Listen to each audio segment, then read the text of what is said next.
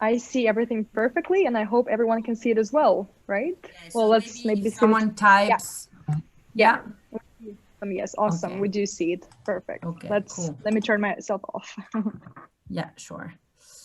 These I'll try. Normally should hide itself at some point, but I'll start.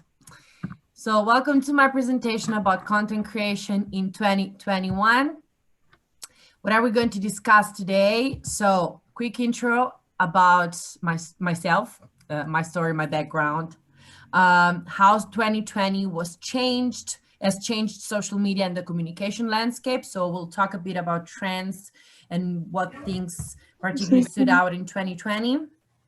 And then we'll talk about content creation in 2021, things that we have learned in 2020 and how to apply them in 2021. This is, I would say, specifically focused on my experience as well as a marketer, as a marketing manager. And yeah, sorry, I can hear maybe someone has their microphone on, just so doesn't bother me, but more for the other people. Thank you. Okay, so about me. So nice to meet you, everyone. I'm Ilaria Severi.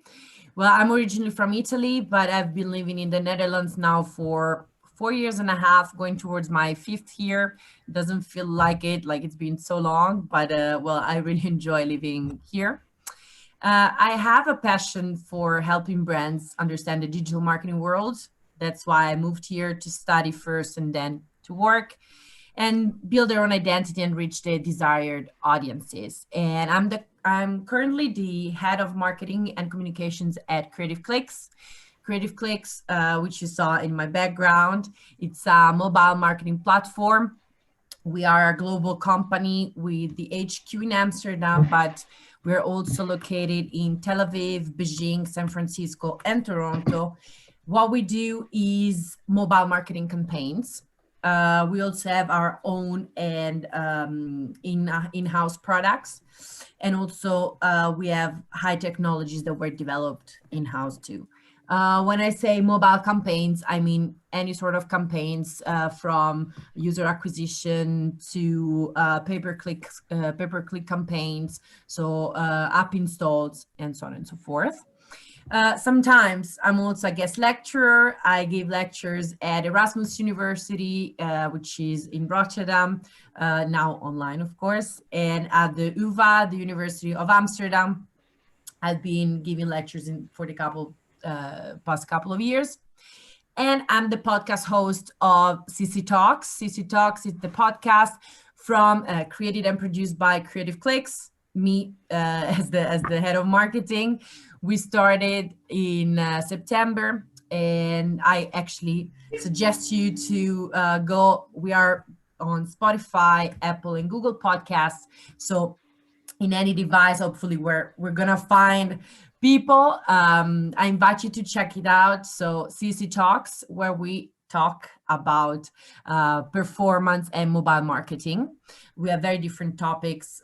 Recently, we posted about push-in notifications. We talk last year we talked about the new trends in mobile marketing for 2021. We had a few special guests from the UK, for instance, talking about SEO. Sorry, guys. How may I help you?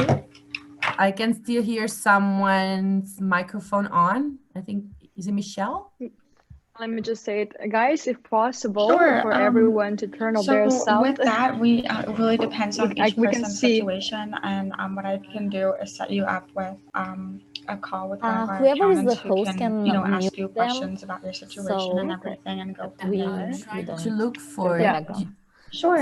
Okay, so I'm gonna just a second. Let me and just then a see second. who's available, and then have them call you. I will mute everyone. Have you heard about us? Yeah, please. Thanks. Just a second. Just a second. I think you did it. Okay, before. yeah, hold on. Let me do it. Hold on 1 second. I think I turned everyone off. Perfect. Yes. Thank you very much. All right, let me give it back to you, Ilaria. Yeah. Awesome.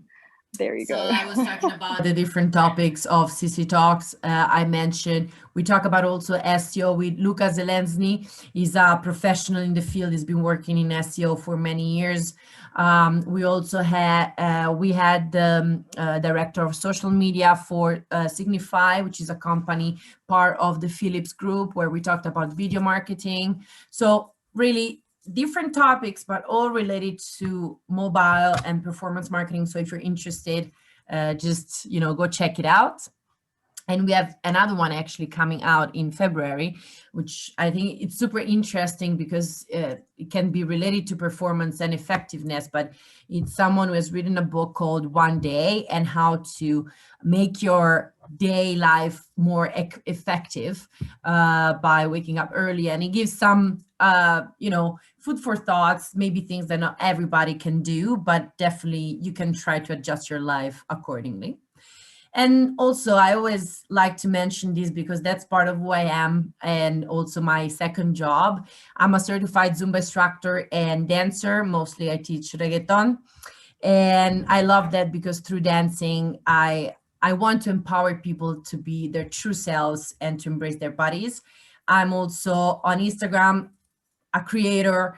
I post my videos with choreographies. If you want to check it out, it's called Latin Dam. I'm there. I'm on TikTok, and it's more like for fun, of course. But it's nice to also try things that then I can eventually apply in my job. Okay, enough about me. So let's talk about how has 2020 changed social media and the communication landscape. So it's undeniable what also HubSpot says, but I would affirm this as well. So 2020 changed everything. So it changed the way we communicate, the way we shop, the way we greet one another. And it also changed how we use social media. That's undeniable. So one of the things that really popped out from 2020 and changed the way also content is consumed on social media is the insane rise of TikTok, something that we can't, as marketers, not consider at this point of time. So the Guardian named TikTok the social media sensation of lockdown, as TikTok content was the perfect antidote to boredom for people stuck inside and in desperate need of some lighthearted fun. So facts. TikTok generated the most downloads for any app ever. So consider this not just the most downloads for 2021 in any app ever in a quarter in Q1 2020. So numbers really are important in this case. And some other facts to consider, and why I'm saying I want to show you these facts is just to let you reflect a bit more. Maybe it's not, doesn't mean that you have to be on TikTok. It doesn't mean that you have to create content for TikTok, but it's just as a marketer or as someone who wants to create content for social media, you need to be aware of all these facts and then, weigh them out and see what it's best for you and where you could be. So some other facts to consider is that January and April 2020, the percentage of 25, 34 years old on TikTok increased by 22%, while the percentage of the younger age group decreased by 14%. Still, as I'm also saying at the bottom, Generation Z is still the target audience of TikTok. So still the group, it's quite a young group, but this is to say that audiences are changing, guys. So we always need to be on point, on the spot, and keep tracking and seeing how things change over time. Then let's consider these also. This is like a huge news that recently came out, is that time spent on TikTok is up 325% year over year, which means it's now beating Facebook in terms of hours spent per user per month. And if you also think of what type of content it's on TikTok, so the very fast consuming videos, which last like 10 seconds, 30 seconds, and max 60 seconds. I mean, the fact that people spend more time there than Facebook, where you normally, you hold on a pause a little longer because maybe you comment on it or because you read the news. This is something really, really important to stress. And TikTok is on track to hit 1.2 billion active users in 2021. So what's important to keep in mind that on TikTok, brands can create very contextual and quick to consume ads, especially nowadays where we are, bombarded with content from everywhere. The content that seems to perform the best is the quick one, the short one, the one that you don't need too much time on it. And ads that also, thanks to the collaboration with creators, that's the other strength of TikTok, not just the type of content, but also the possibility compared to other platforms to very easily collaborate with creators and using the viral hashtags, certain campaigns, certain products that are shared on TikTok really go viral thanks to the hashtags. So altogether allows you to reach the right audience with the right message in a very short time. I've seen campaigns with dancers, for instance, promoting sporting clothes, and the combination is just so well done because it's not just, yeah, I'm a dancer, I'm wearing these. No, they promote it in a such integrated way while, for instance, they're just dancing, or I saw the GBL, I don't know if you saw it, the GBL ad on TikTok, promoted by guys who always have these very funny choreographies, and it was just so well integrated in the campaign, in the video that they created, that it felt so natural and true. And that's also the strength of this channel. Well, if we talk about TikTok, we cannot mention Instagram Reels. Of course, Instagram needed to do something to fight the biggest competitor at the moment. And in fact, as a response to TikTok growth, Instagram launches Reels in August 2020. Now we're seeing Reels everywhere. So if you think about it, August is not a long time ago, but it feels already it is. And a few months after, shopping is also already possible via Reels. That's another thing for marketers, very important to consider, especially in case what we talked before, like if you wrote a book, this is something you may want even to consider. Type of content, quick video, quick consumption. Now it's also shoppable. What to keep in mind is that, well, we've seen Instagram do this before and succeed. If you remember Snapchat and stories, they took the stories format from Snapchat and turned it into one of Instagram's most popular features. So this means, okay, you may think, yeah, but you just copied it. It doesn't matter. In the social media world, it's not about, well, also as artists used to say, it's not about copying. It's about who can, push the most that type of content, and, maybe also using the right algorithm to have more success. Then another trend is that now, as we mentioned also, Instagram Reels, shoppable, it's that everything is shoppable nowadays. And, if we talk about Instagram users can shop from videos in feed, stories, live, IGTV, and then with the latest launch, Reels. Also, if we look at Facebook shops, which is a great new thing because it allows people, since, now Instagram is part of Facebook, to just combine the two. And basically the retailers don't even have to leave the platform. And in fact, with shops embedded directly within Facebook and therefore Instagram, retailers will likely see increased conversion rates compared to their native e-commerce sites. But another thing, and this also shows the trend, is the recent partnership between TikTok and Shopify on the e-commerce. And this allows brands to advertise directly or work with influencers on its platform. So, and this is part of the Instagram market. So according to the YAB, shoppable ad media, which includes live streaming, social commerce, virtual consultations, and shoppable ad formats, will be the fastest growing ad category as both retailers and brands seek out consumers who are increasingly shopping online. So keep this in mind, shoppable ad media. It's, again, another type. So of course, now we're talking about ads, not just about content, but that's the point. Whenever you create content, part of the strategy is, okay, what is my content for? Is it just for brand awareness? Is it for reach? Is it for engagement? Or am I going to use this content for an ad? Of course, depending on what you're going to use for, because you don't have to necessarily boost all your content. You don't have to put paid promotion behind every content.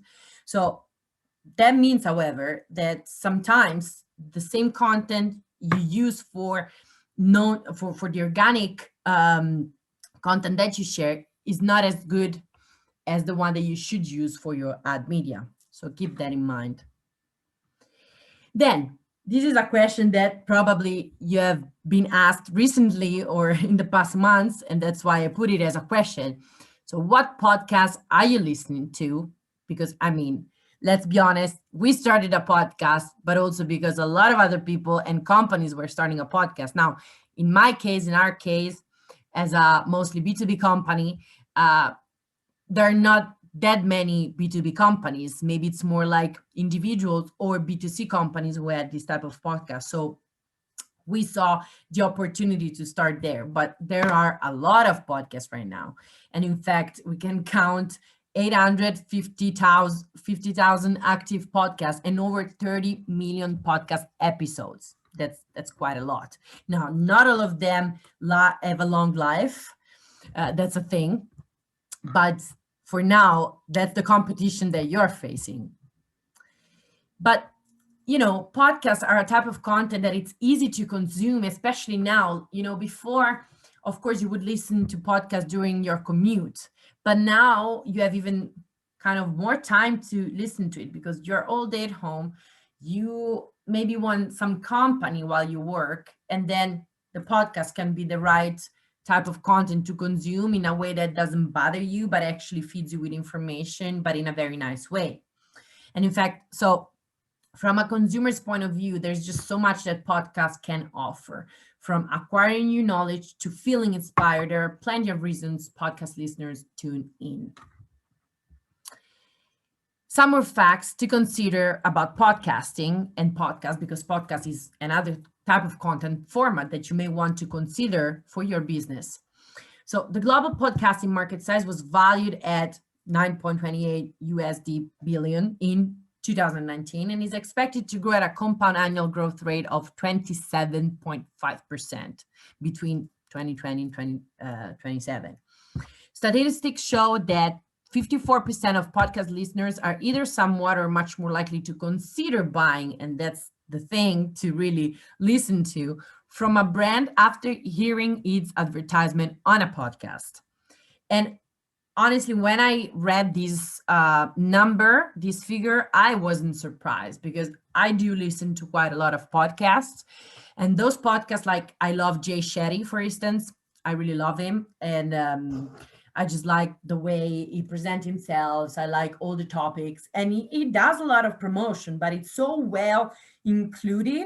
And it's all things that indeed, it's very, if you think about that, the ads that are in podcasts are I find them extremely targeted because they know that people who are listening to Jay Shetty podcast, for instance, are people that want to get inspired, are people who want to grow personally, professionally, are people that maybe are struggling with some things in their lives at the moment. So everything he promotes, it addresses all those situations.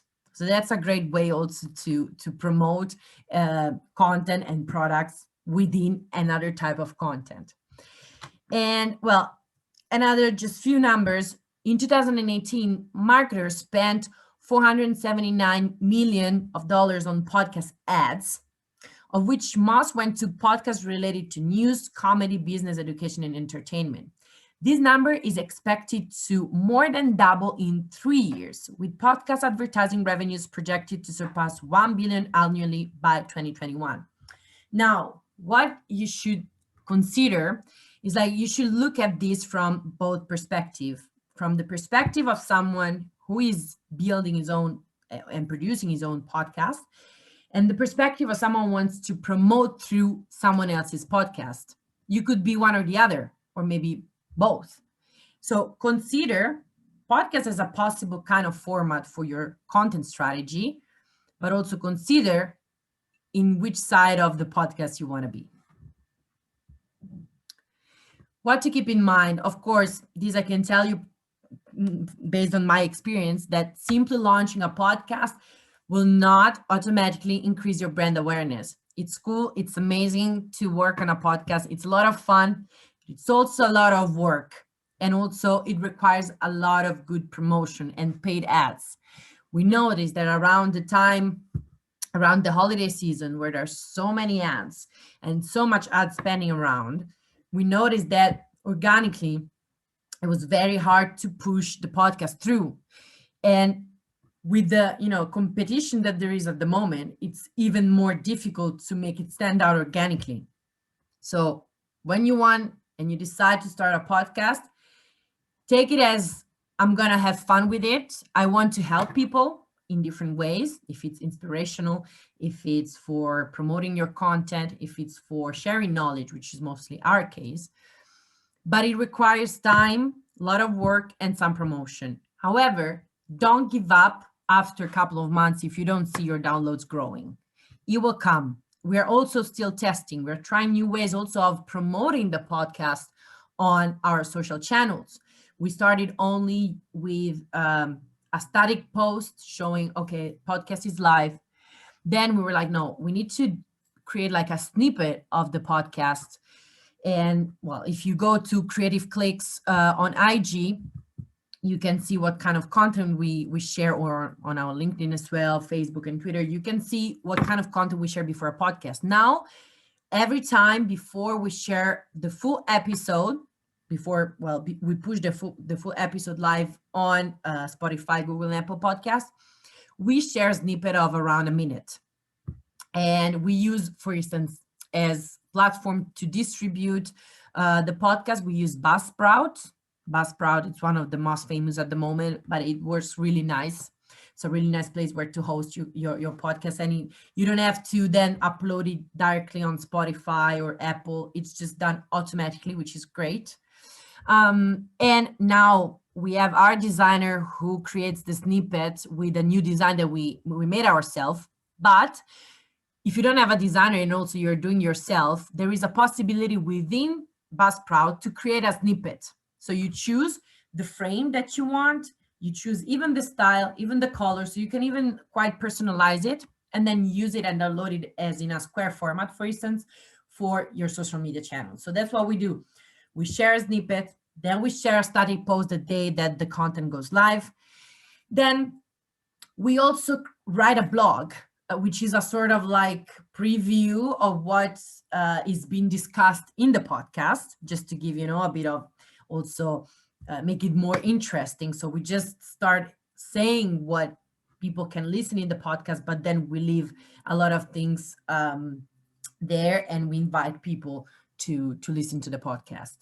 And in the blog, we embed the Buzzsprout link. So that's another thing you can do. People can also listen to your podcast directly from your blog. And in fact, I have to say, in some cases, for some episodes, a lot of our downloads came. So a lot of people listen to the podcast from the Buzzsprout embedded link of the blog, because of course, then you share the blog on Facebook, you share the blog on LinkedIn, and people then they don't want to go to another platform again. They just open the blog, they see the podcast, and they go for it. One other thing to sum up the trends and the things that made 2020 the year that it was, is that all that happened increased executive interest in social media. This is from Forbes. It's a graph that shows the spending, how the spending has changed since February 2015, which is here. And this is until nowadays. So with more focus turning to digital communication to replace in-person interaction, social media budgets reached historic heights in 2020. Traditionally, social media earned around 10-20% of the marketing budget. This year, it jumped to 23%, and we can imagine that it's only going to grow. So now we talked about the trends. I tried to show you that things and social media can change the way we communicate, the way we create content and we consume content. But what does this mean? So what are the things besides the trends that we need to consider in this new year that we learned from 2021. So the first thing is that things can change very suddenly, guys. Well, I think that's pretty obvious for all of us, but I wanted to stress this and explain what I mean by saying this. Be prepared to change plans and be flexible and open-minded. This, as a marketeer, as a content creator, as a communication manager, is just the fundamental part. You really need, as also a creative person, to be flexible and be ready to make changes. I tell you this. So I was hired in my current company in October 2019. The company has been in the market for now 11 years already. Last year, we celebrated the 10th year anniversary. They grew really big in these 11 years. They were great at, growing their businesses and gaining some of the most known clients, because we have Amazon, we have Shein, we have Alibaba, we have Disney Plus, a lot of great and well-known brands. But they never really put a lot of focus on their own marketing as a company. So that's why I came in. They were participating at a lot of events around the world, conferences like Affiliate World Conference, AWC, in Bangkok, in New York, in Barcelona, and nobody was ever showing all this. So they were like, okay, we need a marketing manager to grow our presence on social media, but we also need someone that shows the world that we are always around, that we are there, we are at the biggest place, at the biggest events, etc., etc. And also we need someone to show how cool our company is. We have this beautiful office in the middle of Amsterdam, very close behind the Rijksmuseum. So if you've been to Amsterdam or you live in Amsterdam, you know where it is. Very beautiful area. And then we have all these other amazing offices. We just want to show the world all this. Amazing, beautiful. I got the job. I was super happy. Then, of course, we started working on the strategy for 2020. Strategy for 2020 was, okay, we're gonna show more of the company, and I'm gonna travel to the other offices and make videos, and I'm gonna go to all the conferences you guys are going to go. If I can go, there will be people taking videos for me. So everything was, most of the content calendar and the goals for 2020 were developed around all these events. And as you know, February 2020, everything changes and there are no more events. We cannot travel anymore.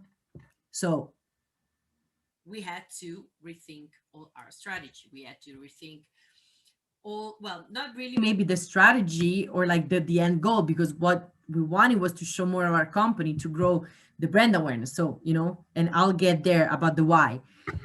But we had to rethink the how we were going to do it. So that's why I'm saying you need to be open-minded. You need to be flexible as a marketer. And, these are the things that I would tell you, you need to keep in mind. So always, always have a plan B, C, D, E, F, G, all the alphabet. And I know it can be a lot of work. It can be a lot of work when you start doing it, but it will save you many, many times, especially now that tomorrow maybe they're going to do an event, but in a month everything is closed again. It's fundamental. And this is a lesson that actually we can learn from for the future as well. Maybe in some cases it's not possible because you don't have a team, you don't have the resources to create a lot of content in advance, but you should always have multiple plans so that whatever happens, you are able to fill in. Then if the plans change, focus on the things that you can work on now and that maybe you couldn't before. And that's actually what we did, because with all the things that we had in planning, we could have shown very cool stuff, but also we cannot have focus. We couldn't have focus on things that we have in the past years, which is more internal communication, more employer branding. We participated in a lot of virtual events with universities. We gave guest lectures to universities. We participated in career days. I interviewed, and I'm still doing that. I'm doing a lot of interviews with our employees. And so there are always things you can focus on. And we wanted to create a new, to develop a new website, design and develop a new website. If everything that was in planning was going to happen, we would have not been able. We're finalizing it, but soon we will have a new website. Amazing. Then in another case, you can also, like in another way, I mean, you can give more space to creativity and innovation, because it's true that, okay, all that we thought was not possible, then what? But that's the point. That's the, you know, the pressures of the moment, because in that case, you're kind of allowed to be extremely creative and extremely innovative. Because in a world where when everything stops, where everything, you don't know what's going to happen, well, then you can be the one coming up with that thing that nobody thought of, you know what I mean? Like, is the moment where even your boss would be like, okay, come up with something, let's see. And that's the moment you can show and unleash your creativity and innovation. So I think that's just beautiful. Then you will tell me if you would feel the same. I'm really curious to know that. And then, of course, another thing to keep in mind, very important, keep the content relevant to the current happenings. Because like we said, things can change very fast and suddenly. If you are a big corporate, when I say keep content relevant, it's also in terms of make sure that it's respectful to the audiences. Because if something just happened, for instance, in Italy was the first country to be hit in Europe with COVID.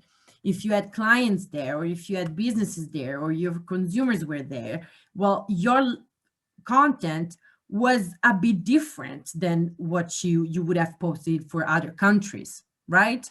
Or if something happens, you always need to be relevant, even if that means that something you made yesterday and today is not ready anymore, it's not good anymore, you need to change it. And that's why you need the plan A, B, C, D, E, F, G. So a great solution is to reconsider your strategy and your channels. So what we said before, when all this happens, and also all the changes in social media, in the audiences moving from one social to another, the different type of formats, you may want to reconsider your strategy and your channels. So again, what you should ask yourself is my content strategy still relevant? It's useless for me to post about, I don't know, well, certain topics if at the moment, well, people are too busy thinking about their own problems.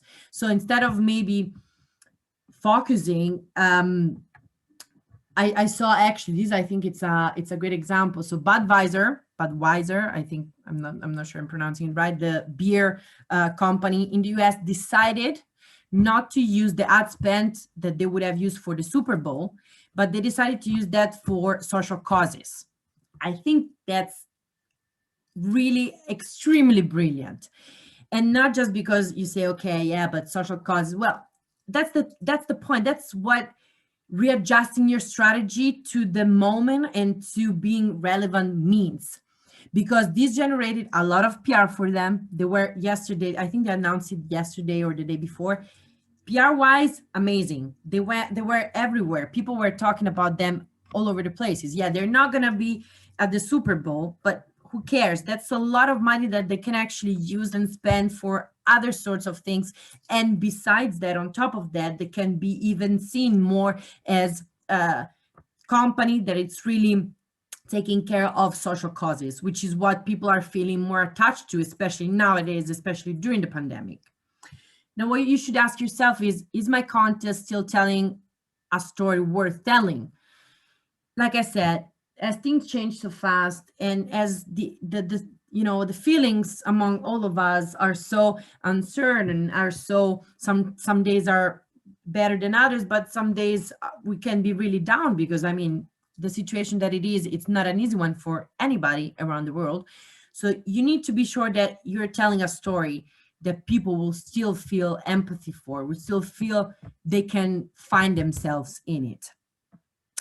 And then, of course, what you need to ask yourself now is, what do people need now more than ever? And that's what probably advisor ask themselves. So do they need to see me with a fancy and super expensive ad at the Super Bowl, or do they need me to be there for social causes? They gave you the answer. Is my content relevant to my audiences? So not just relevant overall, but to the specific audiences. Is my audience still interested in beautiful pictures? Maybe, but now people love short videos. Well, then let's make more short videos. Even the quality, it's lower, doesn't matter. That's what they want. That's what they like. We're going to make that. And then, are my audiences still in the same channels that I mentioned since the beginning? Maybe not, or maybe they are, but in a different distribution, or maybe yes. It doesn't mean that people are migrating from Instagram to TikTok, which is what a lot of people said, but maybe they are present in both, you know? So Ilaria? Yeah. We have one curious question, and I don't want to wait till the end because it actually applies to this current thing that you're saying. Sure. So we're talking about big corporate examples like Budweiser, and before we talked about some other corporate companies. Yeah. But how could we apply these corporate examples to at a micro level? So, for example, for smaller companies, content creators, startups, what would be your example? Well, yeah, I have also Advice. an example in our case, which is like we're a scale up. So we are around 150 employees, not small, not even like a huge corporate. One of the things we did, for instance, was around March. Like I said, well, end of February, beginning of March, Italy was one of the was the first country hit by COVID, and things escalated really quickly there. So as a company, Creative Clicks decided to open a fund with the Red Cross. And so we asked not only our employees, of course, but we shared it on social media. And we asked everybody to participate and to give a contribution.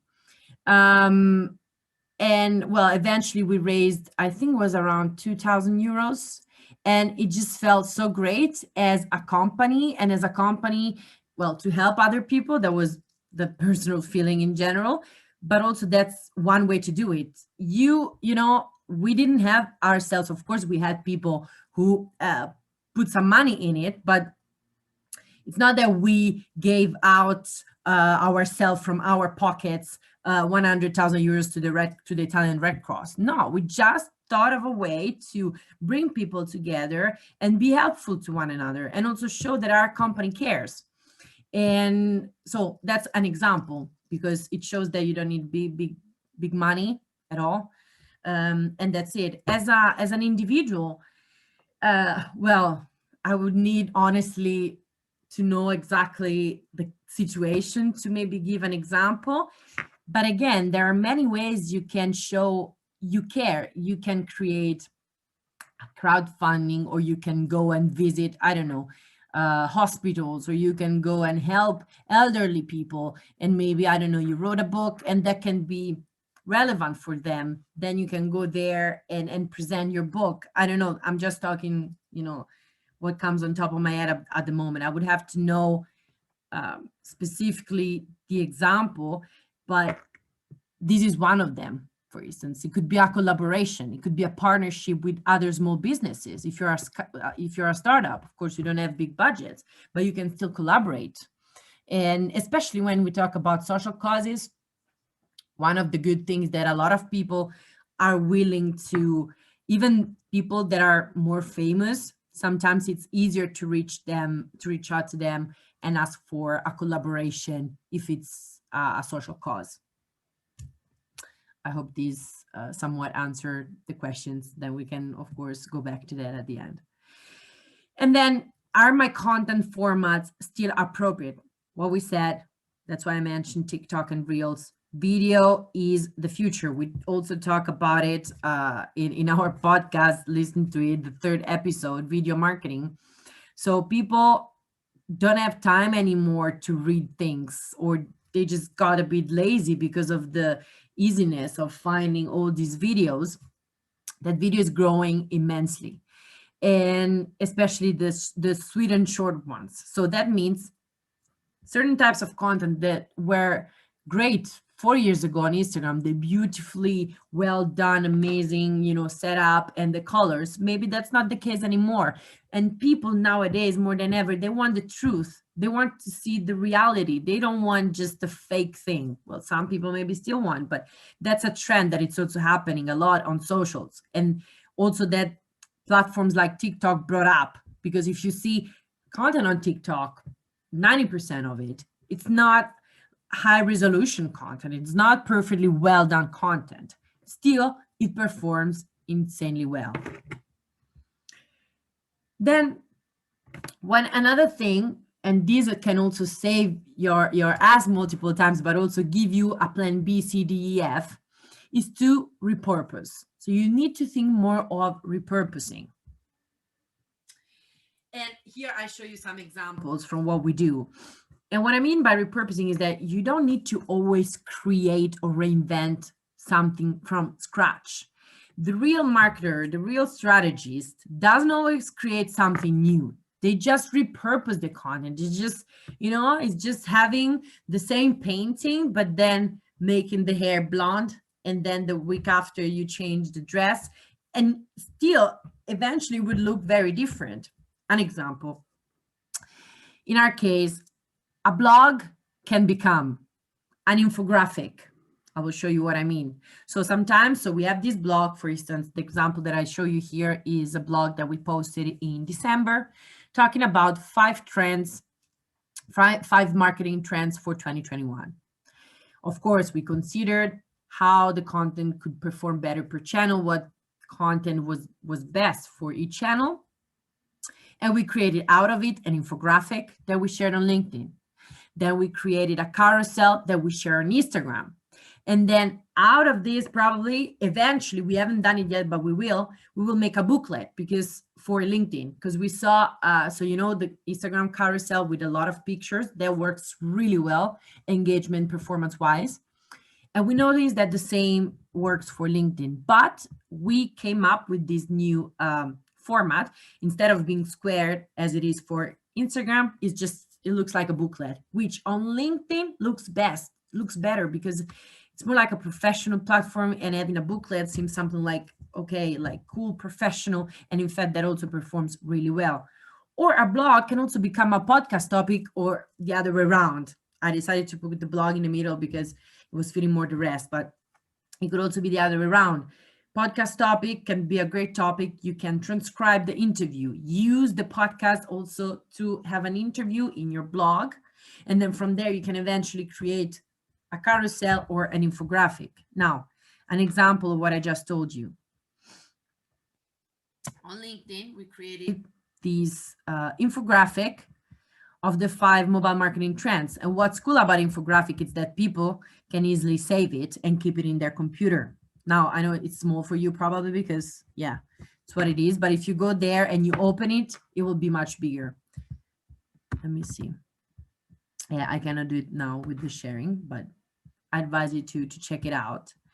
And then let me go back.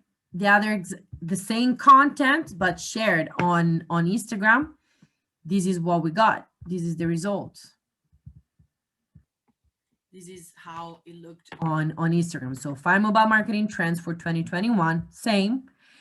But of course, we had to change, like text-wise, it's even the same, but we changed the format and a bit how it looks like. And this is more, you see, Instagram style. But basically, it's the same thing. We didn't rewrite anything. We just had the blog that our copywriter wrote. From the blog, we just had to decide, what do we want to show? Of course, you cannot write everything that it's within the blog. And we use that for an infographic, for a carousel on Instagram, and we will reuse it to create a booklet for LinkedIn even. And here I show you an example of what I mean by booklet. This was for another content that we created, not the same one. But this was about holiday campaign season. This also was a blog post that was turned into, that was turned into a carousel for Instagram. And then see, the booklet format is a bit longer, looks like a booklet. And what's super cool is that people can easily save it and scroll. And just the fact, we noticed that, especially for us, B2B, but also in any sorts of knowledge-based channel, it's really working well to have a carousel. And well, this because basically I wouldn't say you trick the algorithm, but in a way you do, because so the way social media work overall, all of them, is that the more time a user spend on a content, the more the social media will show your content, because of course they want users to spend more time in their own platform. So the fact that here, if you want to see what this is about, you have to click, you're already spending probably at least 3-4 seconds, to say the least, more than you would with a post that you see, click, like, if you even like it, maybe you don't even like it, down. So that's literally a fraction of a second or a second. Here, only to do that, maybe you're not even going to read it, but it takes 1, 2, 3, 4 seconds. If you stop and read it, it takes 3-4 minutes, probably, or maybe you read faster, I don't know. But that's the point. And we noticed that it works really well.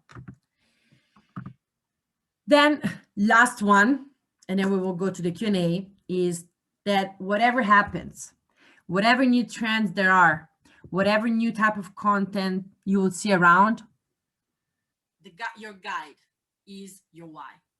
Always, always, always go back to your why. Is my content relevant to the current times? Yes or no? Okay. But what do I want to communicate? What's my goal? What's my why? My why of doing things. My why is, empowering people. Well, then you will still find another way that it's relevant to do that. You will still find a content that will allow you to do that. And you will understand which channel. Okay, TikTok is the star at the moment, but your why cannot be expressed on TikTok. That's fine. That's totally fine. It's not because everybody's on TikTok. It's not because a lot of people are doing podcasts that you need to be on a podcast, that you need to be on TikTok. So always, always go back to your why, because this is what will, as I wrote, will always and ultimately guide your content and strategy choices. And if you haven't read it, the Golden Circle, the book, definitely read it. It will explain everything there is to know on how to create the basis of a great marketing strategy, starting from the why, and then the how, and then the what. By Simon Sinek. It's it's a bestseller. A lot of, if you probably you know about it already. Okay, then I would say Q&A time. And awesome. Thank you. I would love to see people's faces. So this is my contacts. So this is my email. If you want, you can also find me on LinkedIn and Facebook as Ilaria Severi. If you want, screenshot this, feel free to do that. And so now I can maybe stop sharing and I can see people's faces. Awesome. Thank you, Ilaria. I hope you can hear me now. Thank you, Ilaria, for your presentation. It was very interesting and insightful. We have a lot of questions. I'm letting you know beforehand. We had some in the chat. I had some pre-selected questions from our Instagram. So just so you know, let's try and maybe answer at least 70% of them, but shortly. So awesome. Let's start maybe with the chat, because these are the people who are currently present.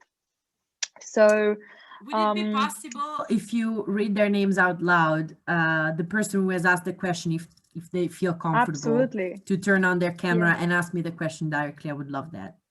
That would be awesome. Definitely. Yeah, well, before. Okay, cool. Is there anyone online?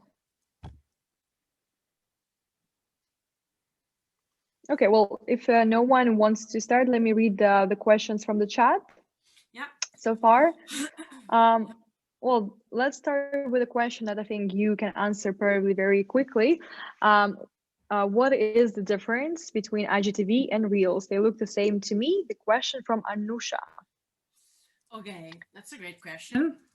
Well, the difference is pretty big, I would say. Yeah, the format looks the same, but the way you interact with people is completely different. Well, an IGTV, normally it's best for telling a story, for showing, for instance, if you are a dancer, a choreography from start to the end.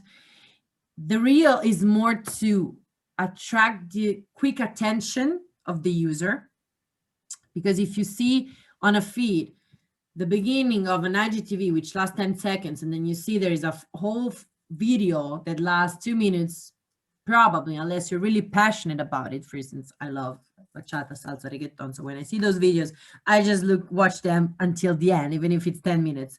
But most of the users wouldn't do that. Well, a reel, it's normally 15, max 30 seconds, and people know that. People know that they're not gonna be tricked. That's what it's gonna be long. And it's usually also the way you show your content there, it's way faster. It's something with a very quick song or like a joke or something. So you know that also we already have as users expectations on this type of contents.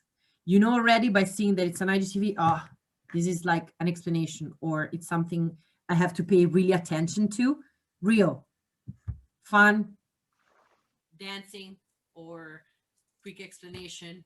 Yeah, I can watch this. Yeah. So it's also how they generate. Yeah, it's just the feeling. Yeah, maybe Julia, you can confirm or not, but no, definitely. I think it's just like, it's definitely like the time wise, but I think it's just, people, it's just different type of format. Reels is like, like fun type of content, fun, and like as you mentioned, jokes, dancing and stuff. It's something engaging, entertaining, I would say. And when you see IGTV, it's something probably informative, more serious, more meaningful. Awesome. We have a question from Marcella. Yeah. As a beginner, Marcella is here, but she doesn't come with her face. Is a beginner, what social media you should focus most on? So as a beginner in becoming a marketer, or as a beginner in becoming or in growing your presence? Content creator. Well, again, I cannot answer this question because that really depends on what is your purpose, what is your business about, or your content about. If you are about internal design, interior design, probably Pinterest. I would say go to Pinterest. That's where people go, especially now. Actually, I also wanted to include Pinterest in the presentation, but then it was too much. But actually, we also have like growing users presence in Pinterest, especially during the pandemic, since the pandemic, because of the type of the content that it's shown there. If you are a writer, then I would say maybe Twitter, where you can use it to write short snippets of your book, or to talk about, or to bring up issues, let's say, to bring up topics. And maybe Instagram. There is not an only and right answer. I would have to know the whole, background and the whole why and the what to give you the right answer. Yeah. If I can add, I would also say, sorry, go for it.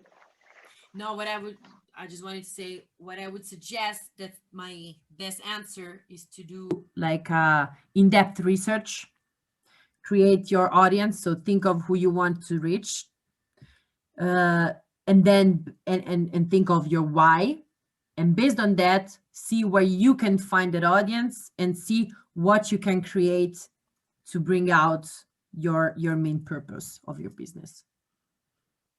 Yeah, that's exactly what I wanted to add as well. You need to think of your audience, because not only those social media platforms different content, absolutely, but also they differ in their audiences. So it's a combination of two. If you create short content, then it could be Instagram or TikTok. then you choose the audience. Is my audience slightly younger? Because TikTok is very young, as you mentioned yourself, and the platforms like, I don't know, Instagram is a bit more like common, but Facebook is maybe a bit for like older generation. So you just need, you need to think of the combination of these two, content and audience. I would like to add to that you can create the most amazing piece of content, but if it's not in the right channel where your audience is not going to perform. You can spend hours and money in the right type of content, but if it's not the right channel with your audience, it's not going to perform well. Yeah. So audience is awesome. Probably it's the most important thing. Yeah. Yeah. Awesome. Thank you. We have another question which was asked on Instagram by Carlotta. How can difficult topics get more engaging content?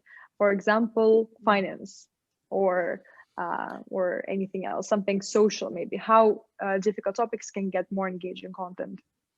So difficult as in, because here, if she mentions does she mention finance or you were just, okay. Because I think what she meant there, I think what she mentioned there, and I'm like, if you work in finance, it's amazing. But I'm just saying maybe what she mentioned is that maybe a bit more boring topic or topic that are perceived as boring or like as less popular. Well, that's also what I had to, yeah. Also the ones that I think it's harder to create engaging content because you're not gonna create a video for a finance blog where you're jumping and changing clothes, for example, right?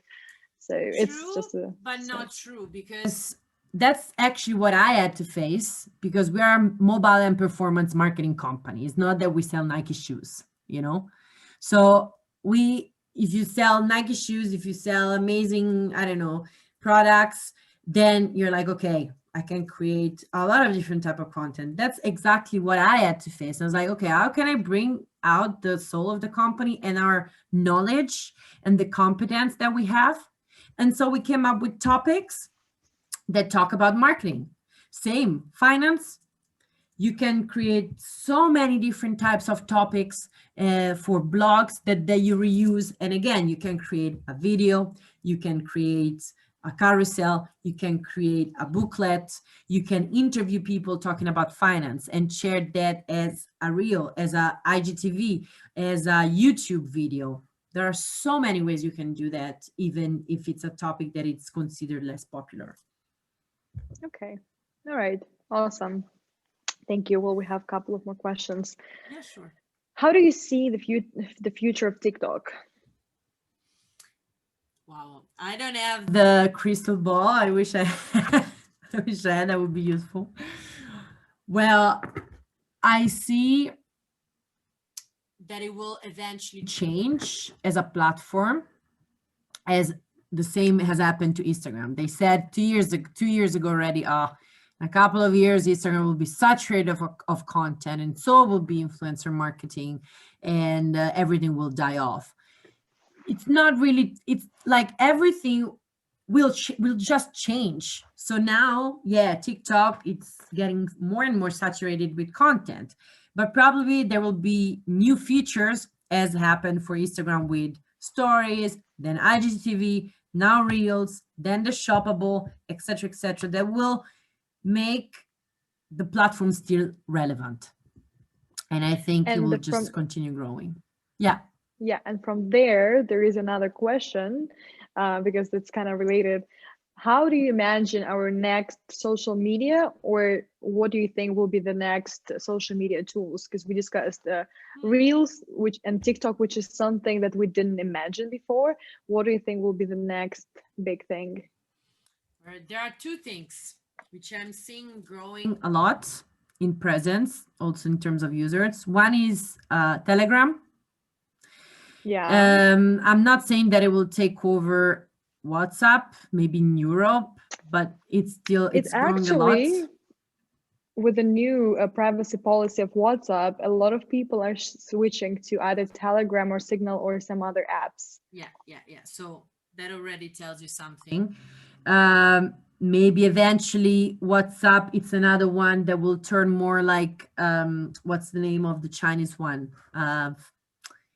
WeChat, which is basically an everything that we have. WeChat is a Facebook, an Instagram, a WhatsApp, a banking account. It's a credit card. So probably at some point that's what will happen to WhatsApp too. And another one that I'm seeing growing is Twitch. It's still a bit streaming. Uncharted territory for me. I've tried to understand it a bit more because I find it really interesting.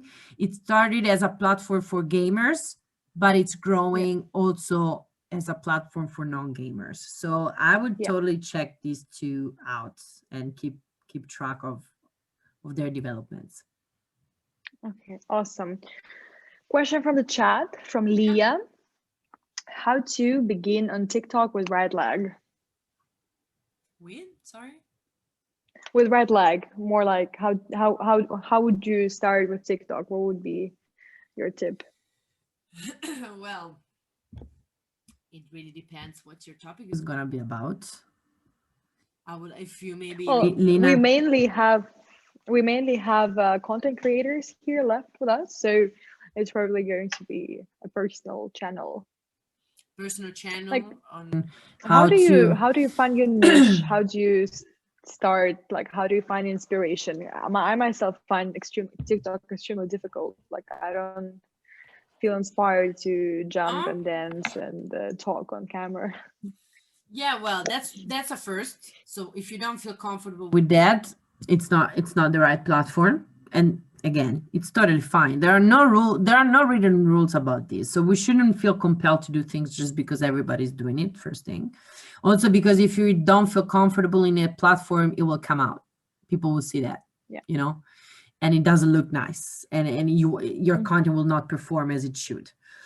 Then, well, if you wanna, I've seen a lot of very interesting and they've grown a lot profiles on TikTok that give you, for instance, tips. Even like that's the thing. And I'm like, why didn't I do it myself? Because sometimes we think too big, especially in these type of channels like TikTok. You have to think very small. And they start from, do you know how to, I don't know, block someone on Instagram? Now, it was not exactly like this, but for instance, what was that I saw? Oh yeah, there was this new little trick about when Instagram celebrated their anniversary last year. If you went to the settings, you could download the old icons. Mm-hmm. Exactly. One video on TikTok was like, do you know how to do that? You do this and this and this and this, bam. And then another one, do you know how you can change your filters on stories? And I'm like, really? But these people, and I tell you, I do it now as a dancer as well. And it's so interesting. That's why I also do it, because for me, it's super interesting because I create a TikTok with maybe a song that's also very important. So if you use a song that it's popular at the moment, if it's trending, that will normally, but again, social media, sometimes things go viral, sometimes things don't. There is just no explanation. And then you use the song that it's trendy at the moment, that should help you. Then also certain hashtags that you use. Although what I like about TikTok is that, like, unlikely from Instagram, you can't use too many hashtags and your caption really need to be very short. So then simplifies your life or makes it sometimes complicated because maybe you want to say a lot of things, but that's the point. That's not how the platform is supposed to be. And then, yeah, what I was saying is that the same content, I use it and I create it and I post it on TikTok. I share it on Reels and it performs completely different. Like normally what really works on TikTok, what generates more views and likes, doesn't on Instagram, and the other way around. Yeah, definitely. I noticed that as well. Right? Like, alrighty, you totally see, like, okay, the platforms are so different, the audiences are so different. That's really like a sort of confirmation of that. Totally. Alrighty, we have 3 or 4 more questions. It's interesting. What advice Yeah. What advice would you give for a first-year student looking for marketing, mainly digital marketing internships, to gain hands-on experience? Anusha. Oh, I love this question. I mentor students and people want to grow in this business, and also I hire marketing interns myself. And apply to Ilaria and Anusha. apply to me. Where do you live? Well, I have a new intern starting next week, but maybe in a few months. So, of course, if you hire an intern, you can expect that they know everything. But, and also you say, okay, but how, but of course, you would expect a little bit of experience. And rightfully so, you would say, yeah, but how do I gain experience if nobody gives me the opportunity? You create your experience. And I realized this after, like when I was already a professional, which is what I tended to do. But if, you know, with the ifs, and when you grow up, you realize all the things you could have done differently or you could have done better in some ways. And right now, the great thing about social media, the great thing about the digital world is that you can create your own path. So what I'm saying is, you're passionate about something, create your own channel, create a blog, create your Instagram, create your TikTok, experiment there. And then when you go and apply for an internship, they may say, yeah, but what's your experience? Well, I created my own channel. You show, for instance, that you are good at taking pictures, at you have an eye for detail because your feed shows that. You can explain, yeah, but this performed well or this didn't perform. So also what it's great about doing things yourself is that you learn by yourself, by doing research, by reading. And Definitely. trust me, that's the best way to learn. And absolutely, the other thing for me that it's fundamental for someone who wants to work in marketing and communications is that they're passionate about social media. That's what you're going to do 95% of your time. You're going to be on Instagram, Facebook, Twitter, and so on and so forth. You need to, even if you say, yeah, but no, you need to, because many times the booklet idea for LinkedIn, I didn't invent it myself. I saw one of the companies that I follow, which I love, is Social Baker. Maybe you know it, Julia. Yeah. They create such good content that inspires me so many times. And I saw this type of booklet and I was like, we have to do it. We didn't copy because we did it our style, our way, with our topics, with our words. But that gave me ideas. And so another thing is to find the people, the companies that inspire you and learn from them, you know? So follow all, so social media today, it's one to follow. Social Bakers, it's another one to follow. Later.com, they have an amazing blog and resources. So just read a lot, stay updated, and show that you really are passionate about social media. And I would also add to be proactive, you know, like that's the most, it's basically adding to what you just said, but as a marketing intern, you need to be proactive. You need to approach people you work with and ask questions and suggest ideas. That's very important. And also, don't be afraid. I just want to say this. Don't be afraid to reach out to companies, to people. Yeah. That also shows that you're different, you know? If there is not an open position, but you really love the company, reach out. The worst thing that can happen is that they're going to say no, or that they're not going to respond. But if you don't even try, you're never going to get that chance. And try to think a bit out of the box. So what I did when I applied in my last job and also some jobs before is that, well, first of all, I hate writing motivation letters. I don't think that the best, I can, you know, put the best out of it about myself. And I know that people are just going to read through it super quickly. So what I did is that I stopped doing what I really didn't like to do. And I started doing what I really liked doing. And I knew that companies would like it as well. So I created my CV and a presentation. And in this presentation, I talked about myself, a little bit what I've done today. And then I talked about the projects that I worked on. I showed examples. I put hyperlinks so people could go and check. And I tell you that made a huge difference. Yeah. Awesome tips. I think I hope Anusha is here listening to them. But let's go to our next question, because we can see that people are slowly dropping out because that we are taking a lot of time. One more question and then we can call it a day. We're taking last question, but I will add that because we have such great questions, Ilaria, I will send them to you afterwards and we can share them in our, Fashion Potluck channel, also our Instagram channel, for people to still get the responses, because I think the questions are awesome. All right, the question from Julia is that we could read them and make some stories that you can share on Fashion Potluck if you want. Precisely, absolutely, definitely. I will save all the questions and we will answer them later tomorrow. All right. Question from Epsita. Your best tip for self-promotion as a writer, blogger? My best tip for self-promotion. Well, there are many things you can do. Well, I would say partnering with other creators. Build your community of creators. And I tell you that because I have a friend. She lives in Amsterdam. She's been amazing at growing her Instagram in the past months. She has I think now she's going towards the 20K, and she started in April. She already had another channel about, she found the right niche. That's the thing, because she had another Instagram page about lifestyle and fashion, which is what so many people have now.